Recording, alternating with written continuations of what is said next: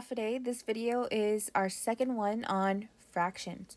In this video, we're going to be going over adding and subtracting like and unlike fractions, powers of fractions, square roots of fractions, and then using fractions within the order of operations, and then comparing fractions to each other. So let's get started. We'll first go into adding and subtracting like fractions. As discussed in the previous video, like fractions are fractions with the same denominator. So all we actually have to do is combine our numerators by either adding or subtracting them, and then keeping the same denominator. And then from there, simplifying our resulting fraction, if need be. For letter A of this example, we have 13 over 30 minus 7 over 30. Note that they have the same denominator, so they're like fractions. So all I have to do is find the difference of the numerator. So this is going to become 13 minus 7 over 30, which gives us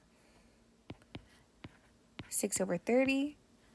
Looking at this fraction, I know that both 6 and 30 are divisible by 6, so I'm able to reduce it by dividing both my numerator and denominator by 6. So this simplifies to 1 over 5. For letter B, I notice that I do have the same denominator, but 1 3/5 is a mixed number. So I'm going to have to actually change that to an improper fraction in order to add my fractions. So I'm going to keep 1 over 5 the same, because that's fine. Plus, change this to improper fraction. 5 times 1 is 5, plus 3, we have 8 over 5. From here, I can just add my numerators, keep the denominator, 9 over 5, and always we want to check to see if I can reduce this. 9 and 5 have no common factors, so that is the simplest form.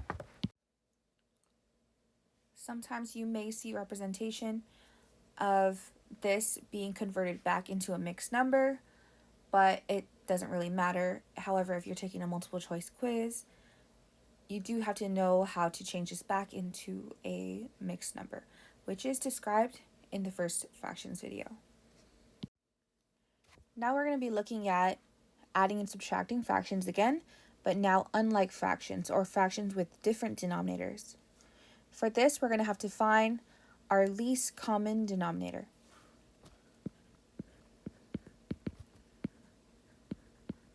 Least common denominator. To find the LCD, we're actually going to find the least common multiple of the denominators. So LCM stands for least common multiple. So looking at letter A in example 8, I have 1/2 and 2/3. They're unlike fractions, different denominators. I want to find the LCM of 2 and 3.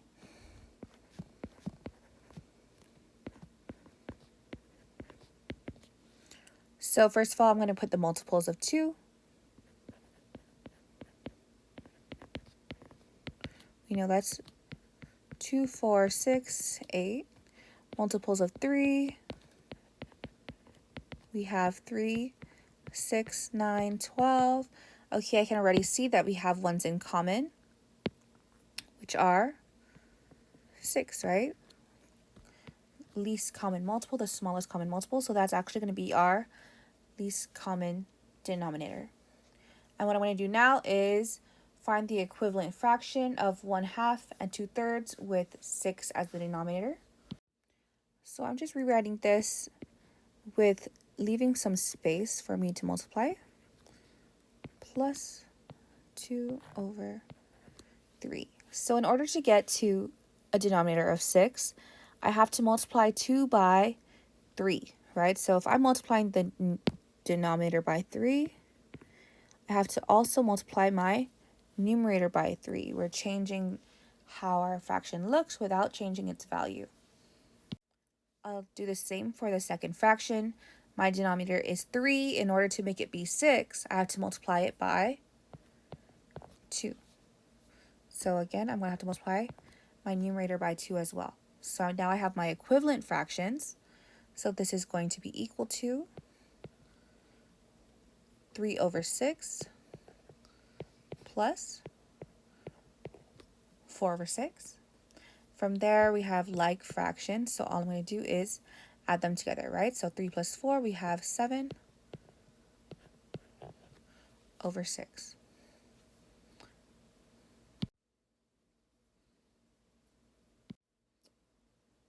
Unfortunately, for the letters for these examples are a little bit off, but we'll just go into the second one down here. So same thing again with subtraction. We're doing the exact same thing. I want to find the LCD by finding the LCM of 5 and 10. So sometimes you can write it all out, but for this one, 5 and 10, I know 10 is a multiple of 5, so 10 is actually my LCM. You don't always need to write out all the multiples. If you can identify it right away, when one is a multiple of the other, then you'll just use that one. So I'm going to use the LCD is going to be 10.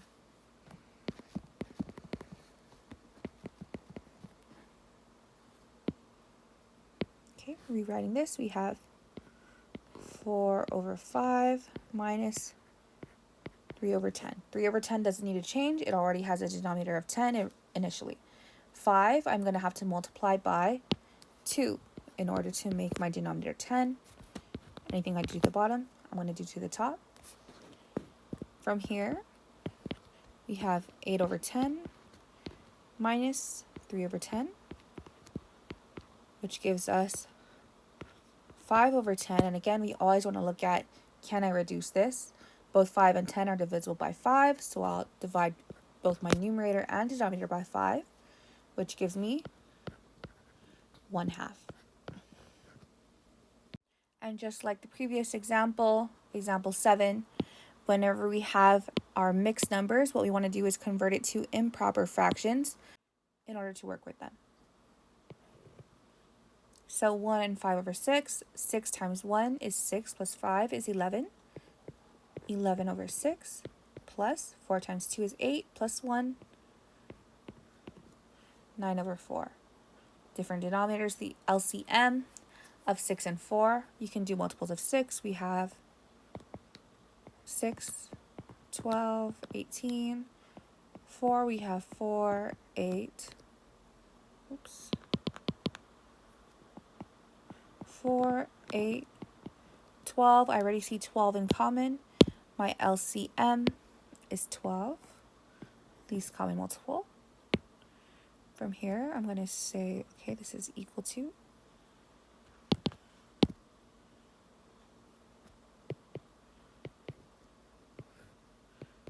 11 over 6 plus 9 over 4. I'm going to have to multiply 6 by 2 to get my denominator of 12. My numerator, I'll do the same thing. 4, I have to multiply by 3. Again, we have 3 on the top. Simplifying this, we have 22 plus 27 over 12, which gives us 49. And then 49 and 12 have nothing in common. So this is your final answer. Okay, so now we're looking at powers of fractions when we have a fraction raised to a power. So it'll be in the form a over b raised to n, or x. And the main thing that you need to remember with this is that that exponent is going to be applied to both the numerator and the denominator. So a over b raised to n is going to be equal to a raised to n over b raised to n. And we'll apply it here in our example 9. 1 over 3 cubed is just 1 cubed over 3 cubed. And we'll evaluate each of these. 1 times 1 times 1, we know is just 1. 3 times 3 is 9, times 3 is 27. 1 over 27 for that first one. For the second, again, what I'm going to do, we always want to convert our mixed numbers to improper fractions. So I'm going to convert that first. 2 times 2 is 4, plus 1 is 5 over 2. squared. Then we have 5 squared over 2 squared, which gives us 25 over 4. And again, if you're able to reduce it, reduce it. 25 and 4, no common factors. That's the final answer. Okay, for example 10, now we're looking at square roots of fractions. So if the exponent is applied to both the numerator and the denominator, radicals or square roots, they're actually just exponents, but it's just a rational exponent, an exponent that's a fraction. So it applies the same way. I'm able to split it up into both my numerator and my denominator.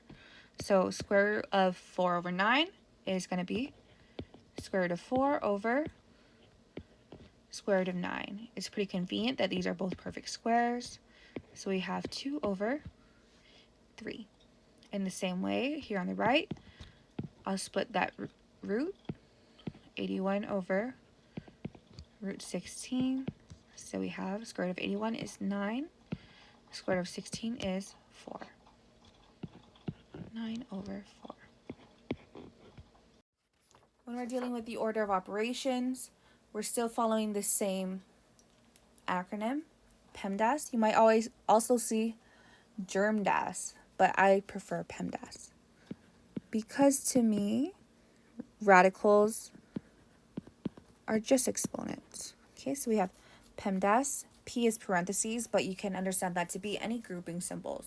So division or a fraction is actually considered a grouping symbol. So I want to put a note here. Fraction bar is a grouping symbol because it groups the numerator separately from the denominator. So it separates it into a numerator and denominator. So it is a grouping symbol. Other grouping symbols you might see besides parentheses and brackets are radicals or that square root symbol. Okay, so now we're looking at an example 11, letter A. 2 minus 3 over 4 plus 3.5. Already, once I see that mixed number, I want to convert it to an improper fraction so that I can work with it. So we have 2 minus 3 over 4 plus 2 times 3 is 6 plus 1 is 7 over 2. So I can see that I'm adding and subtracting fractions. I'm actually just going to convert that 2 to a fraction also. I'm just going to make it be 2 over 1. Not necessary. You can actually do that on the side, like in the work, but this is fine. Okay, 2 over 1 minus 3 over 4 plus 7 over 2. Now we're looking at PEMDAS. There are no grouping symbols. Exponents, none. Multiplication, none. Division, only our fractions. Addition and subtraction, there are.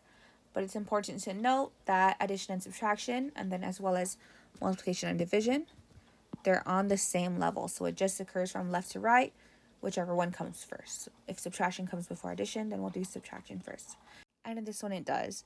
And notice also that we have all fractions here. And they're all addition, subtraction. What you can do is actually find the LCD of all three of them, or the least common multiple of 1, 4, and 2, which is going to be 4. So I'm actually just going to convert all to the same least common denominator, which is going to be 4. If not, you can do them both separately, but for me, I just want to streamline it by finding the LCD of everything. So I know it's going to be 2, 1, minus 3 over 4. It's going to stay the same because that has the correct denominator already. In order to get to 4, I have to multiply this first one by 4, both top and bottom. The second one stays the same. The third one, I'm going to have to multiply by 2 in order to make it be denominator of 4.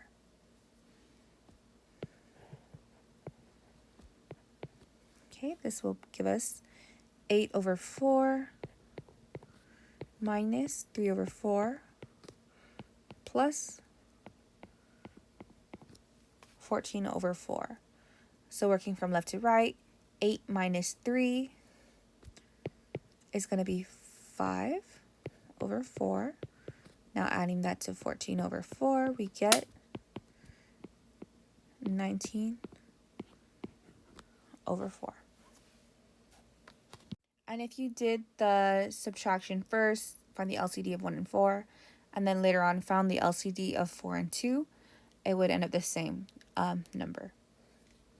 Now looking at letter B, I do have a bunch of grouping symbols. Notice that the parentheses are grouping symbols as well as the radical, right? So I'm actually just going to split up that radical and then actually do the inside of that parentheses first. So 3 over 1 minus 3 over 10.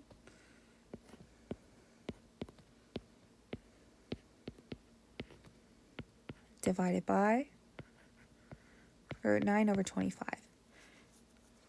3 over 1 minus 3 over 10. The LCD of these two is 10.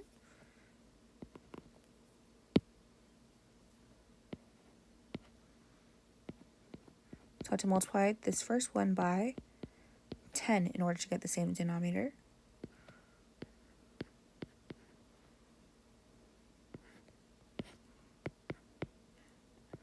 And I always rewrite whatever's on the other side still.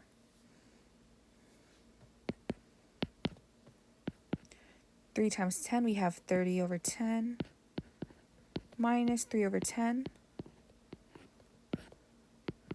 divided by 9 over 25. 30 over 10, we know is just going to be, or 30 minus 3 is just 27, so we have 27 over 10 divided by square root 9 over 25. I'm going to split that up. Square root 9 over square root 25. We have 27 over 10 divided by 3 over 5. Now I'm going to apply the rules for division, which means I'm going to multiply by the reciprocal of the divisor. So the first is staying the same, multiply by the second one flipped. From there, if I can cancel, I'll cancel. So I already can see 10 and 5, they're both divisible by 5, so it turns into 1 and 2. 27 and 3 are both divisible by 3, so that's going to become 1 and 9, which simplifies to 9 times 1 is 9 over 2. This cannot be reduced, so that's good. Now moving on to the last part of our video, comparing fractions. So it's pretty difficult to compare fractions when you hear them. It's hard to know exactly what is bigger than the other. For example, 3 over 8 and 1/3, it might take a little bit of time to try to think about which one is bigger or smaller. So what we're going to do is find the equivalent fractions to each of these fractions with the same denominator. So as if I was going to add them together, I want to find the LCD by finding the LCM, the least common multiple of these denominators, and then finding the equivalent fraction of each of them. So we have 8, 3, and 12. I'm going to list the multiples of each. So 8, we have 8, 16, 24, 32, 40, 4, 3, 3, 6, 9, 12, 15, 18, 21, 24, and then we have 12, 12, 24. I already see that there's one that's common in all of them, which is 24. So that's my LCD. So what I'm going to do is find the equivalent to each of these. So we have 3 over 8.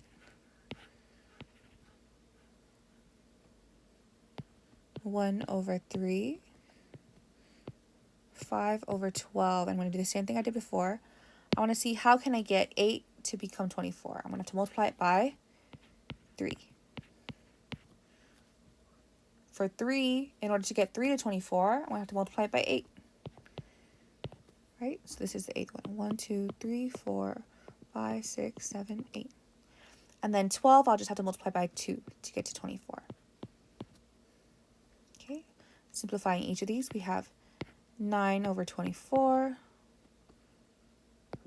1 over 24. Oh, sorry, 8 over 24. Forgot to multiply that in the top.